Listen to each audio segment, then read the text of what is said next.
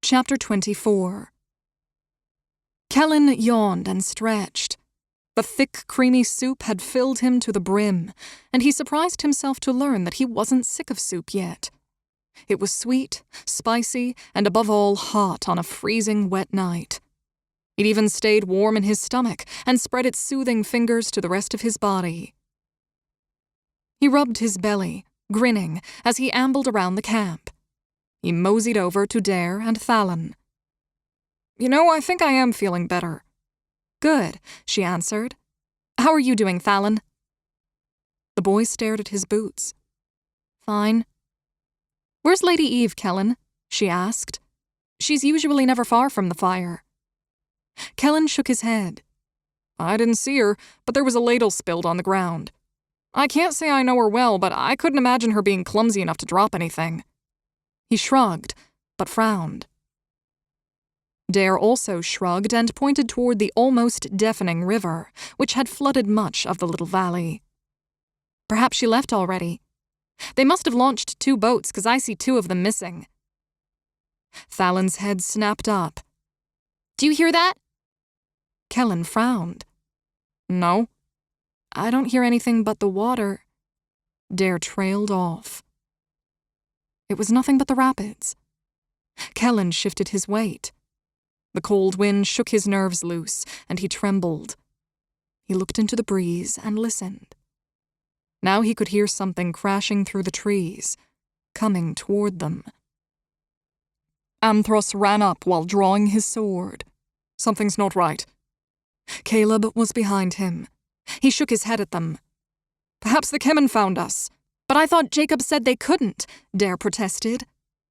The prince glanced at her but turned back to the knight. "Sir Anthros, are we ready to launch?" A guttural dissonance echoed throughout the camp. Dare tilted her head. "A growl?" Kelin gulped. The crunching of foliage grew closer. Glaring moonlight spread over the area as the clouds drifted away. 6 people lurched toward them along the river, emerging from the forest between the tents and the canoes. Kelin tried to swallow again, but nothing moved in his throat. "That's not the Kelin." Dare inched in the direction of the approaching figures. "Senna! They're followers of Senna! I see a bracelet with his mark!" She stiffened and half-turned toward the elves, Kelin and Thalin. "Is it me?" "What?" Kelin barked. "Never mind." She clenched a fist. "They got through when the Kelin couldn't last time. Did the storm readers use them like hunting dogs? How did they follow us here?" Kellin's nostrils flared and he recognized the scent of blood. He staggered back and saw the dried blood caked over their wounds. No one could survive those cuts. Beside him, Dare nodded to him, watching the cultists shamble toward them. Thalin tugged on her shirt while starting to back away. Caleb pulled Dare by her shoulder. He freed his sword from his sheath, and it mirrored the moonlight around the camp. His voice was as pale as his face. "Undead." Kelin felt his mouth dry as he stared at the cultists. They lumbered faster toward them. "Anthros took a step in retreat. They're between us and the canoes. But the Kelin," Dare started. They... The prince shook himself and then shouted, "To the trees!" He darted to the nearest pine. "We can destroy them from above, then we flee." Kelin whipped to the trees standing like sentinels, tall and unyielding. He also saw that they looked slippery, dripping with rain and snow. Caleb sheathed his sword as he and the other elves scrambled up into the branches. "I don't believe this," Kelin breathed as he followed the prince. His gaze flickered up into the dark heights. He lifted Thalin so that the boy could grasp the prince's extended hand. The lowest branches were above his head, and he was sure he couldn't jump like an elf. He twisted toward the advancing creatures. "I don't understand." Caleb climbed, but looked down. "They're puppets, Kelin. But where are the storm readers?" The prince gritted his teeth as he pulled himself higher. "Not far behind." Kelin watched him clench his fingers on a branch and then raise his head, scanning for the other elves in the trees. "Archers!" Kelin glanced around. Those with bows drew their arrows from lidded quivers tied to their legs. Perhaps there were 30 elves, and not all of them fighters. He stared up into the pine in front of them. The branches were a network of ladders. Wet, slick ladders. The elves balanced on the thin branches easily enough, but Kelin wasn't sure about his own weight. He and Dare spun to see the undead cultists were less than 10 feet away. They shambled directly at them. Looking around, he realized they were the last people on the ground. "Here!" Amthros reached down from the next tree over. Dare shoved Kelin and they ran toward him. Kelin tossed up his hand, and with a grunt of effort, the Knight of Indaleria hauled him up into the tree. He nodded to Kelin and leaped higher into the branches. The young man lowered his arm to Dare. "Hurry!" She hesitated, looking between him and the undead. "Dare!" She half-turned to face the 3 cultists stumbling toward her. Kelin snapped his gaze at them. Now that they were closer, he could see bits of stringed flesh and fur hanging from the nearest one's fingers, and he wondered what animals hadn't been fast enough to escape. "Don't you dare! They're undead!" he screamed. "That's why I'm going to." The smile that split her lips scared him more than the walking dead. She ran back toward the tents. Above him in the trees, time was as taut as a drawn bowstring. It quivered with unreleased energy, straining against the tension. Everyone inhaled the last breath of peace. As soon as Dare had ducked between the rows of tents, the elven archers let their arrows fly. They struck the bodies of the undead in tight spreads, but the cultists stumbled forward, unabated. Dare nearly knocked down a tent as she yanked the flap open. She lunged inside, and her fingers closed around the hilt of a sword. It was light and balanced, and its edge was as sharp as the stinging cold. She whirled and jumped back outside. She smiled as she spun toward the undead. She didn't know why. Her heart felt caged in her chest, and it would escape if it could, but she savored the rush. Caleb kept climbing. Thalin rushed up on his heels. The prince grunted. Something wasn't right. If the Kemen were controlling these creatures, then surely he would have seen them by now. He hollered as he came nose to nose with a dead elven sentry. A snicker drifted down from above. He dragged his gaze upward to see a Kemen perched in the branches above him. The Storm Reader was almost invisible in the overhanging shadows, but bright orange eyes smirked down at him. Caleb looked around and saw the same thing in every tree. The sentries were dead. The Kemen waited above the elves, aiming their crossbows at their targets below. The other elves hadn't seen them yet. Caleb stared back up. His mouth was dry, but he managed to bellow, "Trees! They're in the trees! In the trees!" Unheeding, the archers let another round fly at the cultists. The arrows struck the eyes and heads of the undead creatures at the same time the Kemen bolt struck them. Some screamed and collapsed down through the branches, grabbing at the shafts buried deep in their flesh. Others simply fell, sinking from their perches to the forest floor. Beneath the prince, Thalin shrieked, "Dad! Dad!" Above Caleb, the Kemen's smile hadn't changed. He sniggered as Caleb's grip on the tree slackened. Dare charged the nearest cultist. Its stench almost tripped her up, but she let the sword lead. The blade stuck the creature through the chest and out the back. Thick blood oozed from the wound, yet the undead man continued walking at her. It pressed its body farther onto her blade as it raised a hand at her. Cold fingertips brushed her hair, then its nails dug deep into the top of her shoulder. Gasping, she wrenched the sword out, hopped back, and tried again. She howled in frustration and rising panic as the man didn't stop. A dark shape shoved the creature from behind. She saw a brief flash of a blade and heard bones snap like dry branches.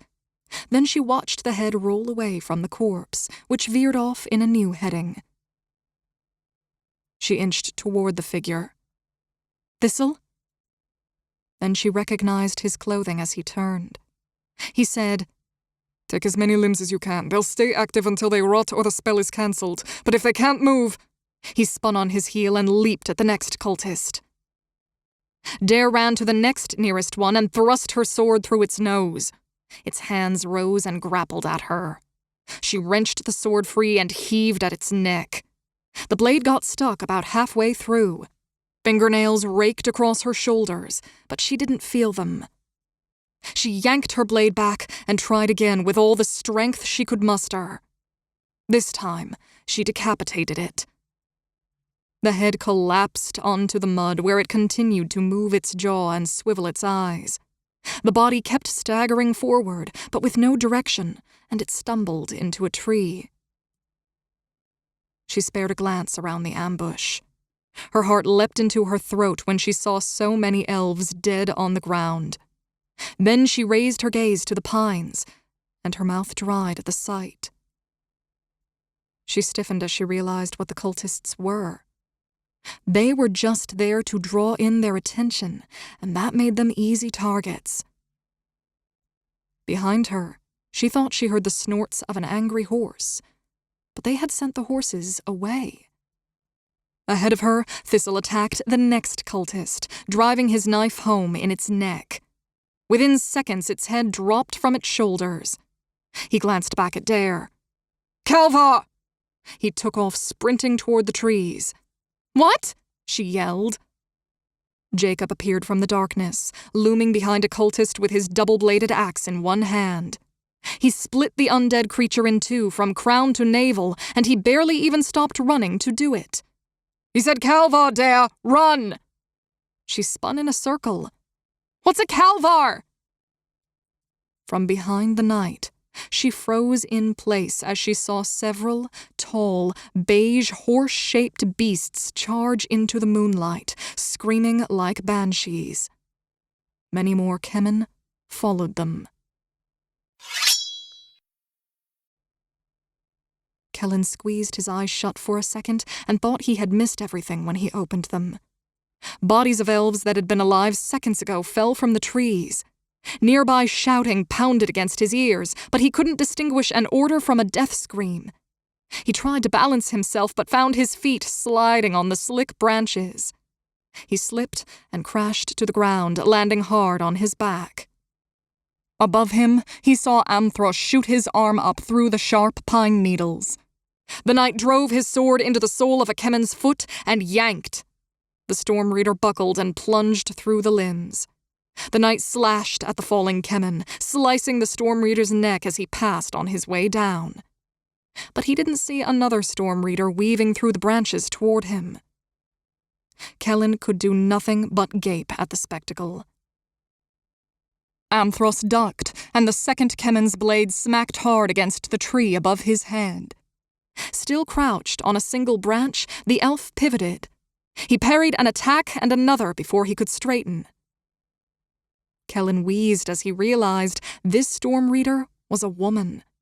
She was also balanced on the same narrow branch as Amthros. She attacked him with a short sword and dagger. The knight spun out of the way, but she followed him doggedly. Kelin wrenched himself to the side as a Kemen soldier crashed down out of the tree. He gasped and stared as the fallen Kemen started to pick himself up off the ground. The human stuck out his hands and grabbed for the hilt of the Storm Reader's sword. He pushed his weight forward, and his belly and chest folded over the Kemen's head. Then he pried the sword free and jumped back, holding it out in front of him. He stared at the soldier. He knew he should stab him, but he hesitated. The Kemen scrambled out of his reach, then turned and ran. Kelin gaped at the sword in his hand. It was longer and wider than what he had practiced with in River's Bridge, but it was lighter than he expected. He licked his lips and wondered what the hell he was doing. He wished the Kelin did not exist, so much that his throat hurt. He did not want to believe that any of this was happening. Elves were immortal. They couldn't die. Unless something killed them, he reminded himself as his gaze fell over the slaughter. He heard footsteps behind him. He didn't want to turn, but he couldn't stop himself. As he jerked around, the point of a Kemen's sword rushed at his torso. Kelin stuck his stolen blade in the way. The Kemen batted the sword to the side like a toy, and his other hand moved with an adder's swiftness toward the human's gut. Kelin caught sight of a second blade racing at him. He launched himself back, stumbling over his own feet. He swung his sword in front of him, but the Storm Reader disarmed him with a deft twist of the wrist. He tried to re-grip the sword, even though there was nothing there. His hand opened and closed rapidly as he slid backward in the mud. The Kemen lunged. Kelin started to dodge sideways, but then jumped forward at the last moment. Gasping, he seized his opponent's wrists. He stopped and stared. Then, as the world paused, he kicked and fled. A crossbow bolt had stuck Caleb in the arm. The prince rolled away from the pine's trunk and out onto the branches. This was not happening. A Storm Reader dropped down in front of him. He thrust before the Kemen could gain balance on the shifting limb. He didn't wait for his opponent's counterstrike as he swung to the branch below. He hadn't seen what had become of Fallon. The child had disappeared. When he had a second of respite, he ripped the bolt from his forearm. It wasn't as large as it had felt. A throbbing pain was rushing out from the wound, and he sensed a fire spreading underneath his skin. He tried to lift his sword again, but his arm trembled. He slumped against the trunk of the tree, his body feeling distant and sluggish. He fought to open his eyes. The sword slipped from his fingers toward the ground. The elf couldn't keep his head above his shoulders. Poison, he thought, as he tipped forward. He squinted. He could hear the river, but he wasn't sure he could see it anymore. He crashed out of the tree and into darkness. Jacob halved the last standing cultist. It had been, until recently, a portly human woman. He hit it so hard that red ooze splattered onto his armor and face. He surveyed the fight. Half of the elves were dead, too wounded or too scattered to do anything. The Kemen were whole and outnumbered them. They must think they're so very clever, he snarled to himself. But how the hell did they get above the camp without the elves knowing? How did they even know where the camp was? His gaze fell toward the escaping elves. He'd been tracking Thistle. The most obvious answer was that he had somehow informed their position to the rest of the Kemen. But that assumption wasn't sitting well in his gut, and he found himself searching for the boy. Was it possible there was an elven traitor? However, the last time they'd trusted a Kemen who had promised to be different still haunted him. He cut wide at a Kemen charging him and stormed toward the river.